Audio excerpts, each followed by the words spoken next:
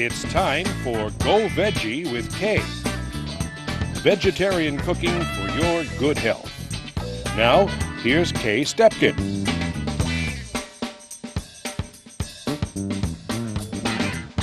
Hello, and welcome to Go Veggie with Kay. I'm Kay Stepkin. Once again, we're here in one of the kitchens at Whole Foods Market. Today, I'm going to create a vegetarian version of a typical American meal, a burger and fries. Except, our burger is a veggie burger. And not just any veggie burger. This is the best veggie burger ever. To complement the burger, we'll make a horseradish mayo, oven-baked fries, a simple salad, and banana chews for dessert. And we'll meet Dr. John McDougall, one of the most famous vegetarian MDs in the country. Okay, we're ready to start our veggie burgers. Now, just as a vegetarian doesn't eat just vegetables, a veggie burger isn't only comprised of vegetables. It's either grain or bean-based. And our version today is millet-based. As you can see, millet is a very pretty grain. It's small, it's bright yellow, and has a very nice nutty flavor. Another plus to it is that it cooks in just 15 minutes, compared with about 40 minutes for some other whole grains. The millet needs to be rinsed well. You put it in a bigger bowl, pour water over it, mush it around, pour the water out a couple of times until it rinses clean, put it in a strainer. I then put the millet in this pot with some water and turned the flame up. As soon as it started to boil, I turned the flame very, very low, cooked it just 15 minutes. Next, I'm going to chop or process some of the vegetables in a food processor. Put in the onions. This is a nice alternative for having to chop by hand. Celery and garlic. It's especially nice not to have to chop celery and onions by hand. Now, don't walk away from the food processors. You don't want these vegetables to turn to a mush, just sort of a coarse chopped. Very good. See how fast that was? And once this has a little water in the pot and the pot is covered, they're going to cook in about the same amount of time as the millet, about 15 minutes. Just put the vegetables into the pot. I'm going to add 3/4 of a cup of water, but I'll keep an eye on it, and if it needs more, I'll add an extra 1/4 cup of water a little bit later. While these vegetables are cooking, I'm going to mix the millet into the bowl.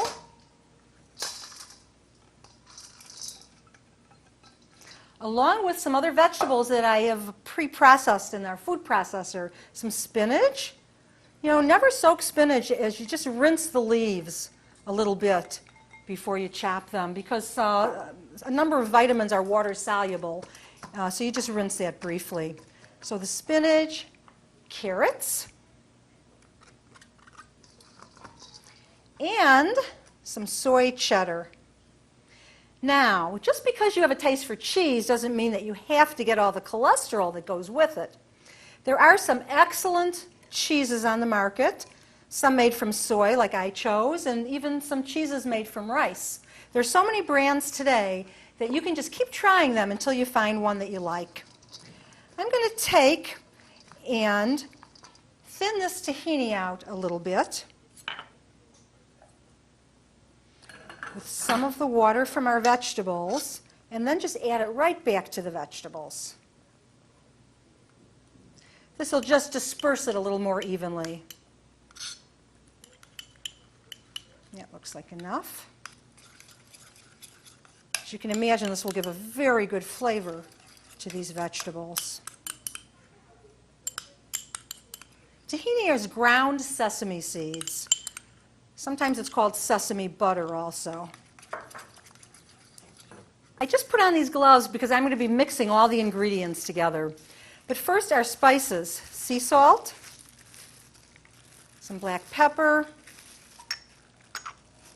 cumin. I love cumin. Chili powder, paprika, fresh oregano, If you use dried oregano, I would use maybe half as much. And I'm going to mix all of these with the extra virgin olive oil before putting it into our pot. Just going to pour that right in. Next, I'm going to add these rolled oats. Now, the rolled oats and breadcrumbs I processed in the food processor. These are soft breadcrumbs. When these oats meet the water, or within a minute or two, they're going to swell and become sticky. This is going to help hold the burgers together without eggs. Now, whole oats with the bran in them, which is what we're using, actually help to lower LDL, or the bad cholesterol. Now I'll add the whole wheat breadcrumbs. These are both processed to almost to a grain size, really bigger than a coarse flour. Now, when you buy whole wheat bread, you really need to become a label reader. Because for whole wheat bread, you've got to be sure that the very first ingredient on the label is whole wheat, not just wheat. If it says wheat, that means it's refined white flour, where about 30 nutrients are removed and 5 or 6 are added back. Then they call it enriched. If our food wasn't processed so much in the first place, we wouldn't have to enrich it, because nature made it as rich as it should be. Now I'm just going to add all of these ingredients to our vegetable mix. I have heard people say that they think vegetarianism is an extreme way to eat. Now, I don't feel that way.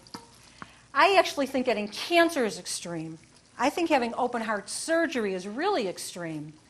I've read many studies that show vegetarians get much less of these diseases that are plaguing us today in Western civilization.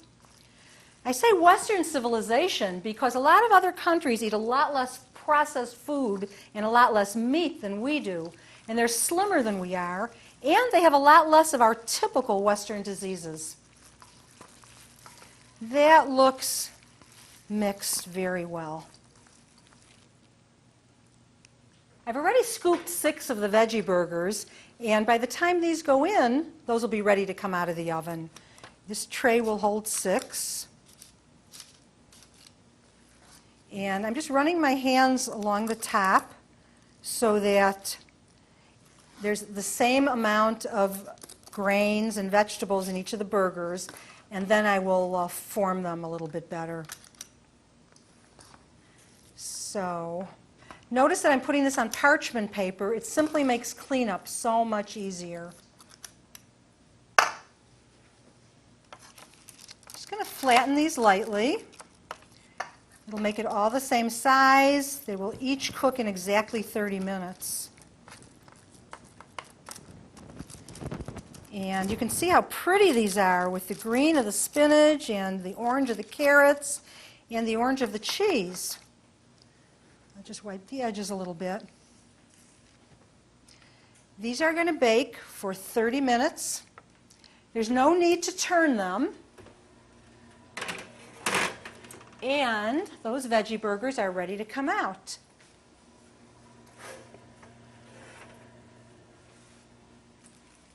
Set them right here. Oh, how pretty those look. You could serve these as burgers with buns, or as a main dish, sort of like croquettes.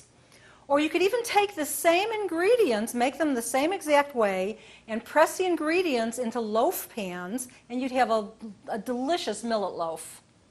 While the veggie burgers are cooking, I'll show you how to make the oven-fried potatoes, and they are delicious. You take each potato and cut it into 6 to 8 slices, long slices, by always cutting it in half. Cut the potato in half, then you can cut it in half again. When you cut it in half the next time, go right through this pointed wedge so that the potatoes stay in a wedge shape, which somehow makes them taste better. That's how you cut these potatoes. Now I have already boiled the potatoes. I cut all the potatoes, put them in this pot, covered them with water, added a half a teaspoon of salt. covered it, put the flame on high, cook them until the water just starts to boil. Then take it and drain them. And never peel potatoes. Many nutrients lie just below the peel. You could actually say that for most any vegetable. Let's get rid of these. I'm just going to put the potatoes in this bowl where we will be mixing all of the other ingredients. We have some olive oil. Into that I'm going to whisk garlic powder, onion powder, black pepper, sea salt, paprika, and just a little bit of red pepper flakes for a little bit of heat. At this point, I like to add gloves because I'm going to be using my hands to mix these spices into the potatoes. So I'll just mix this right into the potatoes using my hands. 2 tablespoons of oil for 12 servings. Compare that with deep frying these potatoes. And they are, I was going to say they're just as delicious, but I really like them even better. And what's interesting is we don't even have to oil the pan. Just from this little amount of oil that's on the potatoes, they will come off of the pan very nicely. I'm going to put these on a half-sheet pan.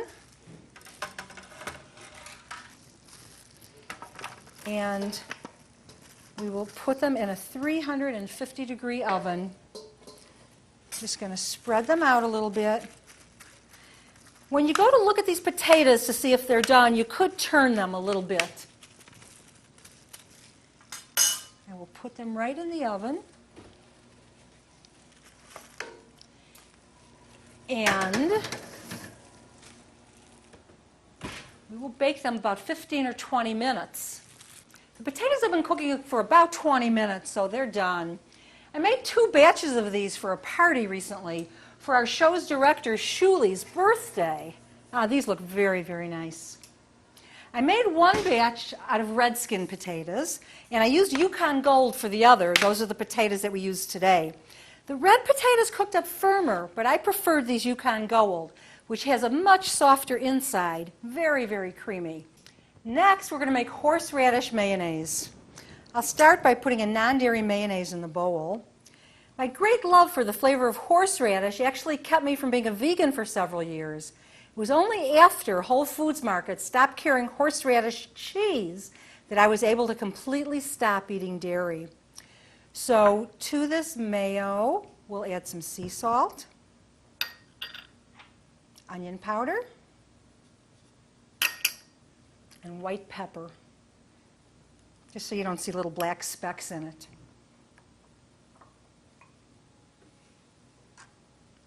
This is a horseradish. Now, any food that looks like this, I think, should come with a set of instructions. This might look impossible to cut, but actually it's a little more tender than a carrot. I'm just going to take the paring knife and peel off the outer skin, just an inch or 2 here. Sometimes you'll see some green right below the outer skin, and you need to peel that off also. I'm going to grate about a tablespoon of the horseradish and then just mix it into the mayo. Over 2/3 of the world's horseradish is said to be grown near Collinsville, Illinois, the self-styled horseradish capital of the world. I have so many reasons to be proud of living in Illinois. Like I said, this is not really difficult to grate, although it looks like it might be. I'm going to take, most of this and mix it in, about a tablespoon worth. Oh, what a lovely aroma. You could buy this already prepared with vinegar in it, but it's a lot more pungent when you do it yourself and sort of fun. I love to use fresh horseradish. And it has a funny characteristic. Unlike garlic and onions that make your eyes tear, this actually hurts your nose. Here is a horseradish mayo. Very simple dish and delicious. It's good to start each meal with something raw. We're going to prepare this salad. It is so simple that any child who can use a knife can make it herself or himself right at his plate.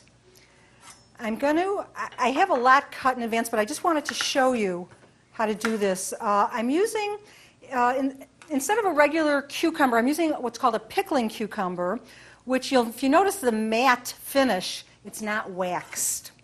I'm going to cut it in half, and then you can make 3 or 4 long slices, and then it's very easy to cut it into tiny pieces just by cutting it across.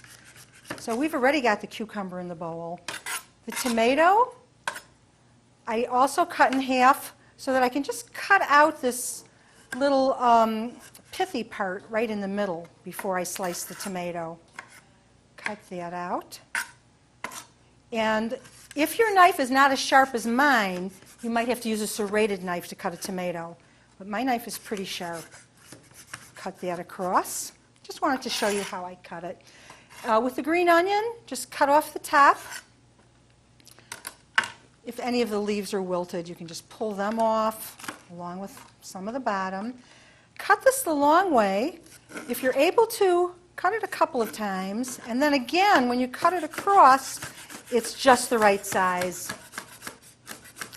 I first had the salad on a farm or a kibbutz in Israel, where the kibbutzniks would each make their own salad right on their plate. And I just loved it. I'm going to add a little olive oil. What's fun also is that I don't measure the dressing because they don't measure the dressing. A little olive oil. I will just add these 4 simple ingredients and then just taste it. I squeezed an entire lemon. I'll add about half of it. We'll see how that tastes. And then some sea salt and some black pepper. Now, the sea salt is not pure white. It has sort of a grayish color, and that indicates that there are minerals left in here. All the nutrients are not processed out of it. And then a little bit of black pepper. And mix it. And let's see what this tastes like. Oh, I also had put some red pepper in earlier. It just happens to be perfect. Here's our tomato and cucumber salad. And now, a few minutes with Dr. John McDougall. Dr. McDougall is the most eloquent spokesperson for a plant-based diet. He's the author of a number of books, and with his wife runs a vegetarian live-in program in Santa Rosa, California, where people get a running start in both understanding and living the vegan lifestyle. We are about to talk to the author of this book, The McDougall Program for Maximum Weight Loss. Dr. McDougall has written over half a dozen books and has also produced a video series on healthy eating. I wonder how you became interested in a vegetarian diet. Did you learn about it in medical school? I learned about drugs in medical school. That's basically all you learn is how to push drugs. So the answer is no, I learned nothing about diet in medical school. As a matter of fact, my own personal diet almost killed myself in those 4 years of medical school. When people eat lots of meat, lots of dairy, lots of oil, lots of refined food, they get high blood pressure, diabetes, heart disease, cancer. And if you take them off these foods and feed them on a healthy diet, many of these conditions will reverse and people get their lives back. So the information's there. The problem is the money. The money's not there to make it part of a real education for a doctor. I mean, I want every one of your viewers to think about this. Think about a family member, a close friend, who went to the doctor in good faith and asked to be helped. And they attended their monthly doctor visits. They took the prescribed medications, visualized what they looked like when the day they got sick, and visualized what they looked like 2 years later.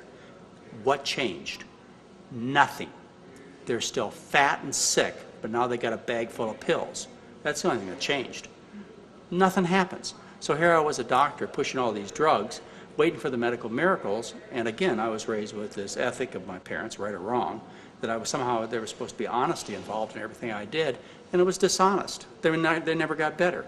What happened with me, how I learned about good diet in terms of health and medical issues, is I was in a unique situation. I was on the big island of Hawaii. I was taking care of first, second, third, and fourth generation Filipinos, Japanese, Chinese, and Koreans. And my first generation patients, they were in education. They ate a diet basically, well, near vegetarian. It was rice and vegetables and tiny bits of chicken or tiny bits of fish at most. And these people, my first generation, who were raised in Japan or the Philippines or China, they were always trim. They never had breast cancer, or prostate cancer, or colon cancer, or heart disease, or high blood pressure, or diabetes. Never. Now the kids, now remember this is Hawaii, the kids who were influenced a little bit more by Western thinking, Western eating, got a little fatter and a little sicker, and by the time you got to the grandkids, they were just as fat and sick as everybody else. So to me, it was an education that if you just had your eyes slightly opened, you couldn't miss. You didn't change genetics, you didn't change living patterns. All you changed basically was eating from a diet high in carbohydrate, in other words, lots of rice, lots of vegetables, to the mixed high-fat American diet, which was, it's a disaster. It accounts for at least 80% of our sickness in our society. Dr. McDougall, I gather from reading several of your books that you do not suggest a low-carb diet. Could you tell us why this is? Most definitely, I recommend a very high carbohydrate diet, and the reason is obvious. You look around the world, I mean, for a minute, you just stop and look around the world at various populations of people. Look at what they eat, look at what they look like, consider their health, and what you find is when you look around the world, wherever people eat diets high in carbohydrate, they're always trim. They don't have heart disease, breast cancer, colon cancer, prostate cancer, diabetes, rheumatoid arthritis. They're active people. They have long, healthy lives. These are people that eat rice primarily, for example, from Asia, or the people from Africa, the Middle East, that live on rice and corn and beans and millet. And you can do the same thing when you look throughout history. Wherever there's a successful population of people, they've always lived on a diet that's high in starch, high in carbohydrate. That's why I recommend it. It's the right diet for people. Thank you, Dr. McDougall. That was really valuable information. And now to our dessert. We're going to finish our meal with another favorite American food, bananas, in the form of banana chews. We're going to have a bowl of dry ingredients and a bowl of wet. And into the dry is going to go whole wheat pastry flour with, of course, all the bran and the German tact, some chopped walnut pieces, cinnamon, and some sea salt. I will just mix that together. And in the wet bowl, we're going to have 2 cups of bananas, which is about 4 bananas. I'm just going to mash that with a potato masher. Now, who doesn't love bananas? They rank 4th in human food production after rice, wheat, and maize. In fact, in Uganda, the word matuk or matuki is used to describe both bananas and food. Just going to mash them up here. And mix them with a sweetener that I just started seeing in the stores. It's called agave nectar. It's very light in color, which is nice. And it has a rather neutral flavor, so it's really very versatile. You can use it in many things where you don't want the type of sweetener flavor to predominate. We get agave nectar from a cactus-like plant, the agave plant. Another very nice thing about agave nectar is that it's 25% sweeter than sugar, and so you can use 25% less of it. It also pours very quickly, even when it's cold. Just going to mix that in. And then I'm just going to pour all of the dry ingredients into the wet and mix them together.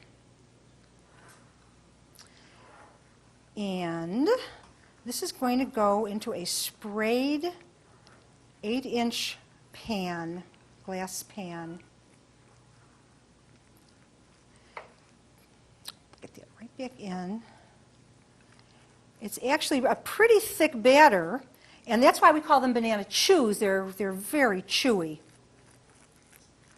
I don't like to overmix this though because I do not want to develop the gluten in the flour. Most bananas are ripened in an airtight room filled with ethylene gas, but organic bananas are going to ripen much more slowly, and I find they have a richer flavor. Though actually, I think the tastiest, most banana-y bananas are these little tiny red ones. They almost taste like they have banana extract in them. I'm going to spray this 8-inch glass pan. And then just smooth the banana chews right into the pan. It's very thick, as I had mentioned before. This is what makes them so chewy, which is great. Just going to smooth this out. And then we are going to bake it at 350 degrees. And there it is. Our banana chews are going to bake at 350 degrees for 30 minutes.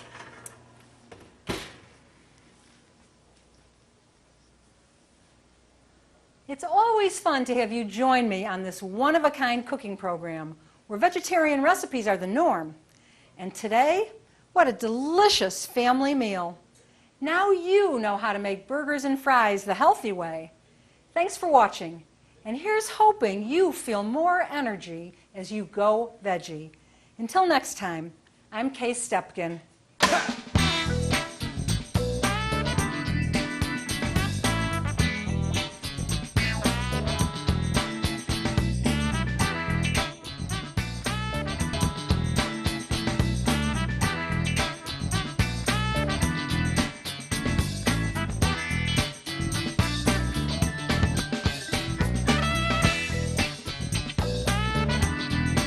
Mm-hmm.